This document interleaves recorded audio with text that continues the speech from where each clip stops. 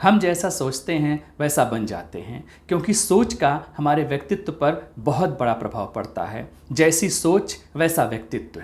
अगर हम घटिया सोचेंगे, घटिया बिलीव रखेंगे, तो निश्चित तौर पर हमारी पर्सनालिटी, हमारा व्यक्तित्व एक दोयम दर्जे का घटिया ही होगा, क्योंकि विचारों का हमारे जीवन पर बहुत गहरा प्रभाव पड़ता है। अच्छे प्रॉब्लम को सॉल्व करने के लिए अच्छे थॉट का होना बहुत ज़रूरी है, क्योंकि थॉट से ही आपका पूरा वर्किंग मैकेनिज्म डिपेंड करता है। आप कैसे कार्य करेंगे, आपको कैसा रिजल्ट मिलेगा, यह आपके थॉट निर्णय करते हैं, यह आपके विचार निर्णय करते हैं, क्योंकि विचार एक शक्ति है जिससे हमारी प्रोडक्टिविटी और हमारे रिलेशनशिप यानी हमारे जो रिश्ते होते हैं वो कहीं न कहीं प्रभावित होते हैं हमारे थॉट से। क्योंकि जैसा हमारा थॉट होगा वैसा हमारा बिहेवियर होगा, जैसा हमारा बिहेवियर होगा वैसे हमारी पर्सनालिटी होगी। जीवन में ज़्यादा सोचना भी बुरा होता है तो कम सोचना भी।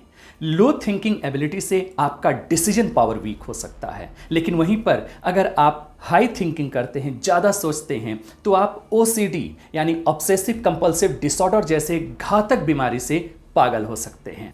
सोच से ही चीज़ें आसान और कठिन हो जाती हैं, हार्ड या इजी हो जाती हैं, सिंप्लीफाइड हो जाती हैं। अगर आपका सोच या आपका थॉट अगर सही है तो जो डिफ़िकल्ट सिचुएशन है उससे आप बहुत जल्दी निकल जाते हैं। लेकिन अगर आपकी सोच में कहीं कोई, आपकी सोच अगर पल्यूटेड है, आपकी सोच, आपका थॉट अगर दोयम दर्जे का है, सेकेंडरी क्लास, थर्ड क्लास का है, और आप अगर बहुत अच्छे टास्क को सॉल्व करने के लिए निकले हैं, तो वहाँ पर आपको रुकना होगा।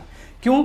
सबसे पहले हम आदत बनाते हैं, उसके बाद आदत हमें बना देते हैं। जैसी हमारी आदत होती है उसी के अनुसार हमारा व्यक्तित्व यानी पर्सनालिटी होती है।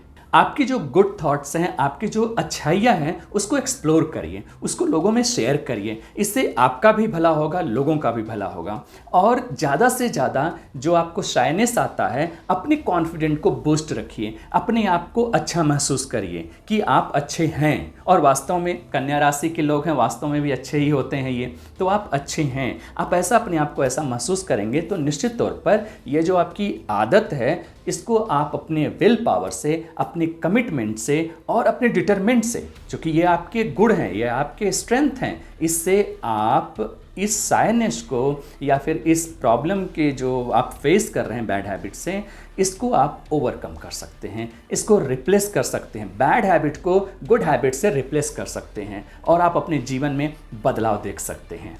Thoughts, thought process, intellect, intelligence, logic, यह सभी हमारे मरकरी के अंदर आता है। सोलर सिस्टम में मरकरी एक प्रिंस, राजकुमार है सोलर कैबिनेट में। आज उसी मरकरी के ओनरशिप में हम बात करेंगे वर्गो राशि के बारे में, मीन्स वर्गो जोडियाक साइन में। वर्गो जोडियाक साइन के लोग कैसे होते हैं, उनके पर्सनालिटी के क्या ट्रेड्स होते हैं, और 8 प्रकार के वो कौन से बैड हैबिट हैं जो वर्गो के लिए काफ़ी खतरनाक हैं अगर वो उसे रोक नहीं रहे हैं। मैंने वीडियो शुरू करने से पहले आपको हिंट कर दिया था थॉट, थिंकिंग। आज के इस वीडियो में हम बात करेंगे 6 जोडियाक साइन वर्गो के बारे में, यानी कन्या राशि के बारे में। कन्या राशि के मित्र कौन होते हैं, कन्या राशि के शत्रु कौन होते हैं, कन्या राशि का लकी नंबर क्या होता है, कन्या राशि का स्ट्रेंथ क्या है, पावर, और कन्या राशि के वीक पॉइंट क्या हैं। वीक पॉइंट से मतलब उनकी बैड हैबिट क्या है, जिसकी वजह से उनकी लाइफ एक बहुत अच्छे हाइट पर होनी चाहिए, लेकिन बैड हैबिट की वजह से उनकी लाइफ स्पॉइल्ड हो रही है और इस बात का उनको पता तक नहीं है। इसी के साथ साथ कन्या राशि वालों के एक वो घातक बीमारी जो सबसे डेंजरस डिजीज है, वो भी हम चर्चा करेंगे।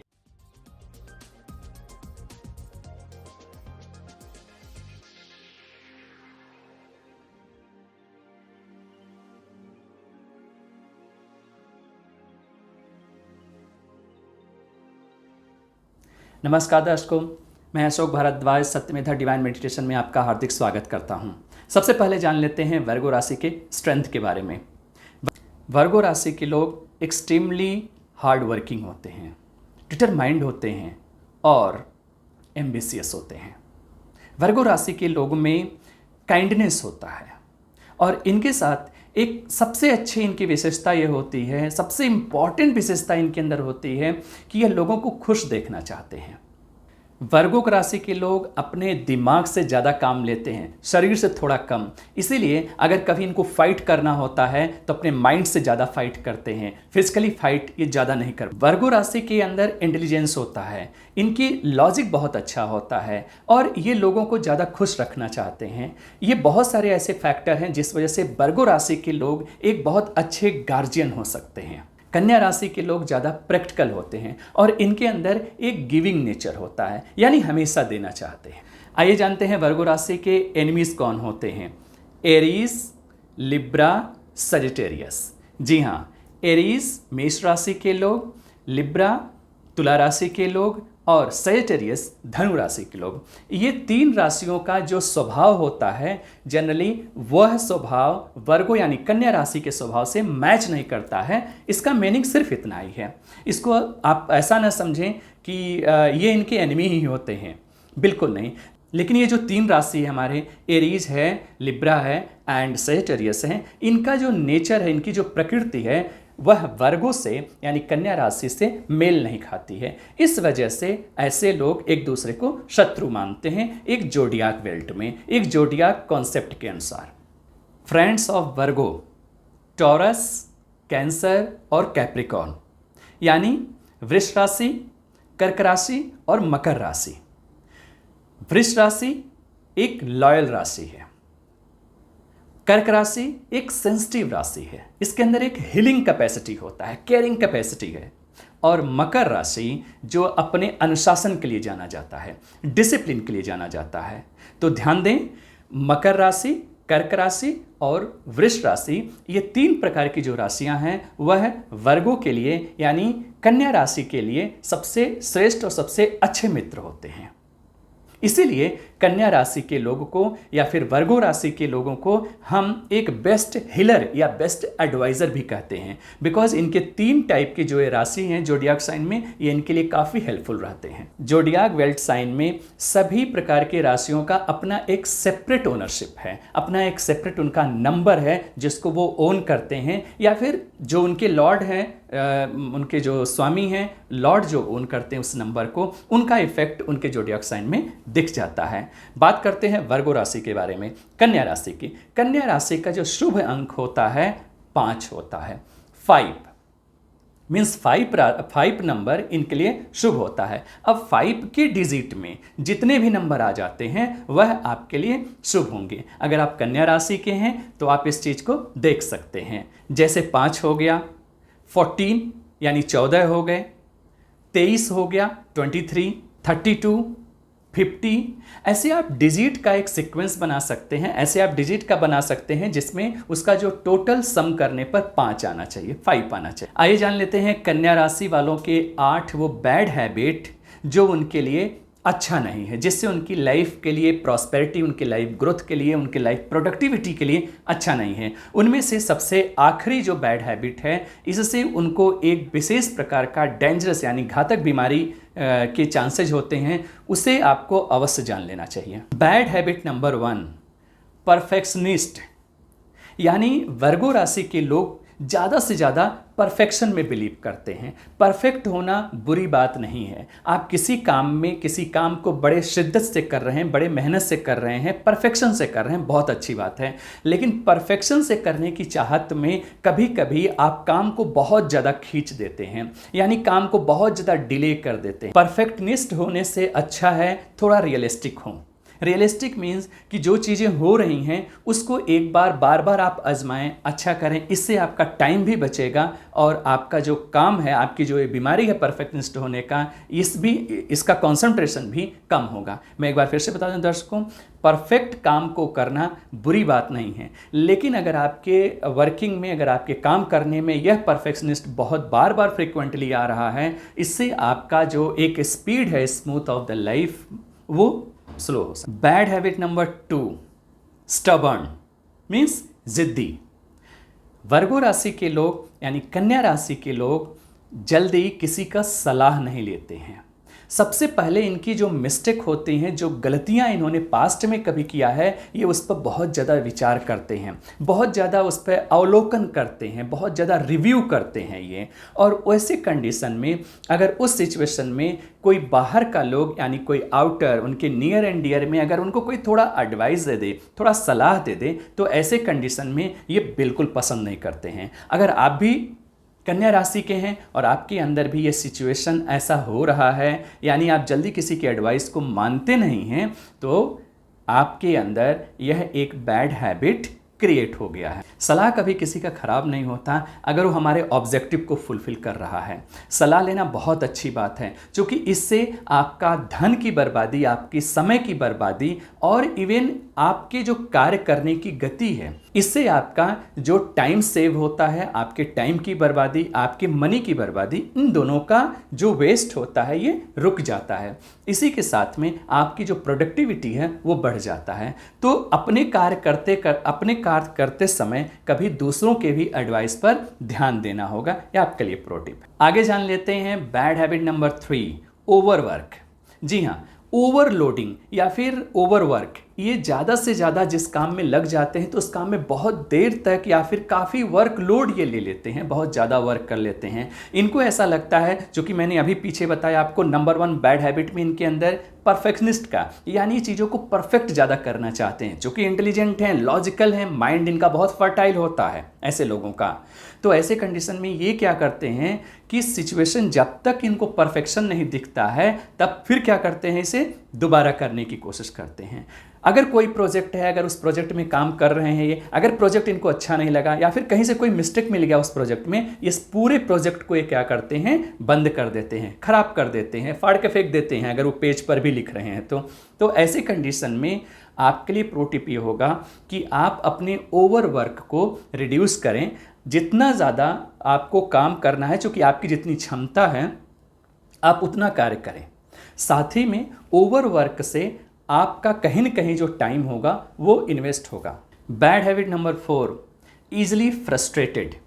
जी हाँ, वर्गो राशि के लोग बहुत जल्दी फ्रस्ट्रेट हो जाते हैं। अगर कोई कार्य इनका बहुत अच्छे मुकाम तक नहीं पहुंचा, अगर किसी काम में ये संतुष्ट नहीं हुए, तो ऐसे में ये उस कार्य को क्या करते हैं, स्टॉप कर देते हैं। उसी कार्य को फिर से नए सिरे से, नए तरीके से इसे स्टार्ट करते हैं। मोस्ट ऑफ टाइम में ऐसा देखा गया है कि अगर यह आदत इनके जीवन में ज़्यादा बढ़ जाती है तो इसे काइंड ऑफ है बैड हैबिट। और इससे होता क्या है, इनका ज़्यादा से ज़्यादा समय की बर्बादी होती है, पैसे की बर्बादी होती है, और इसी के साथ में ये ज़्यादा अपने आप को फ्रस्ट्रेटेड ज़्यादा फील करते हैं। तो कहीं न कहीं इनकी जो ऊर्जा है, एनर्जी है, मिनिमाइज हो जाती है। इनके लिए सबसे अच्छा प्रो टिप ये होगा कि आप जिस प्रोजेक्ट को कम कर रहे हैं या जिस प्रोजेक्ट से आप संतुष्ट नहीं हैं, एक बार उसको थोड़ा उस पर विचार करें। और संतुष्ट ना होने का मतलब ये नहीं है कि आप उस चीज़ को पूरे सिरे से ही खारिज कर दें, उसको पूरा डिमोलिश कर दें, खराब कर दें। नहीं, उस प्रोजेक्ट को फिर से आप रीडिज़ाइन कर सकते हैं। कन्या राशि वालों के लिए 5वां बैड हैबिट है लव टू ओवर थिंकिंग। जी हाँ, ये अपनी सोच से खुद भी पागल होते हैं और अपने दोस्तों को भी पागल कर देते हैं। यानी किसी भी मैटर पर अगर ये सोचना शुरू करते हैं या फिर किसी भी मैटर पर कुछ ज़्यादा ही सोच लेते हैं, तो ऐसे कंडीशन में इनके जो दोस्त होते हैं, इनके जो नियर एंड डियर के लोग होते हैं, काफ़ी ज़्यादा इरिटेट हो जाते हैं और उनके इस व्यवहार से वो उनसे दूरियां भी बनाना शुरू कर देते हैं। चूँकि वो जानते हैं कि छोटी बात पे ये कुछ ज़्यादा ही सोचता है। क्यों? चूँकि ये तो वर्गो राशि का है। आपको ओसीडी हो सकता है, ऑब्सेसिव कंपल्सिव डिसऑर्डर, जो कि बहुत डेंजरस डिजीज़ है। ऐसे में आपको हर चीज़ लगता है कि इम्परफेक्ट है, सही नहीं हुआ है। आपको बार बार ये सिचुएशन बीच में आएगा, मन उदास सा रहने लगेगा आपका। तो ऐसे चीज़ों को आप ना करें, जिससे जो आपके अपने लोग हैं, आपके व्यवहार की वजह से या फिर आपकी गंदी आदतों की वजह से लोग आपसे दूरियां बनाना शुरू करें। Bad habit number 6, shyness and hate to crowd. जी हाँ, थोड़े से शर्मीले टाइप के होते हैं। इनको थोड़ा पब्लिक में या फिर ज़्यादा क्राउड में ये पसंद नहीं करते हैं। ज़्यादा क्राउड से थोड़ा सा अलग अपनी दूरियां बनाना चाहते हैं। ये ज़्यादा क्राउड में इनको पसंद नहीं आता है। बहुत ज़्यादा जहाँ भीड़ भाड़ की जगह होती हैं या जो बहुत ही हाईली क्राउडेड इन्वायरमेंट होता है, ये उससे अपने आप को दूर ही रखना चाहते हैं। तो यह इनका एक बैड हैबिट है। अगर आपके सिचुएशन में या फिर आपके लाइफ स्टाइल में ये चीज़ें हो रहा है कि आपका शाइनेस थोड़ा बढ़ रहा है, बहुत ज़्यादा, थोड़ी ज़्यादा लोगों से जल्दी घुल मिल नहीं रहे हैं, साथ ही में जो बहुत ज़्यादा क्राउडनेस जहाँ पर है वहाँ पर आप पसंद नहीं कर रहे हैं जाना, इज ए काइंड ऑफ आपके लिए एक बीमारी है। ये एक टाइप का एक मेंटल एरर है, मेंटल इलनेस है। तो इसके लिए आपकी जो गुड थॉट्स हैं, आपकी जो अच्छाइयाँ हैं, उसको एक्सप्लोर करिए, उसको लोगों में शेयर करिए। इससे आपका भी भला होगा, लोगों का भी भला होगा। और ज़्यादा से ज़्यादा जो आपको शाइनेस आता है, अपने कॉन्फिडेंट को बूस्ट रखिए, अपने आप को अच्छा महसूस करिए कि आप अच्छे हैं। और वास्तव में कन्या राशि के लोग हैं, वास्तव में भी अच्छे ही होते हैं ये, तो आप अच्छे हैं। आप ऐसा अपने आप को ऐसा महसूस करेंगे तो निश्चित तौर पर ये जो आपकी आदत है, इसको आप अपने विल पावर से, अपने कमिटमेंट से और अपने डिटरमेंट से, क्योंकि ये आपके गुण हैं, ये आपके स्ट्रेंथ हैं, इससे आप इस साइनेस को या फिर इस प्रॉब्लम के जो आप फेस कर रहे हैं बैड हैबिट से, इसको आप ओवरकम कर सकते हैं, इसको रिप्लेस कर सकते हैं। बैड हैबिट को गुड हैबिट से रिप्लेस कर सकते हैं और आप अपने जीवन में बदलाव देख सकते हैं। दर्शकों, वर्गो राशि के 7वां बैड हैबिट नहीं है, बल्कि एक मेंटल बीमारी है, एक मानसिक रोग है। एक मानसिक रोग है जिसे हम ओसीडी कहते हैं।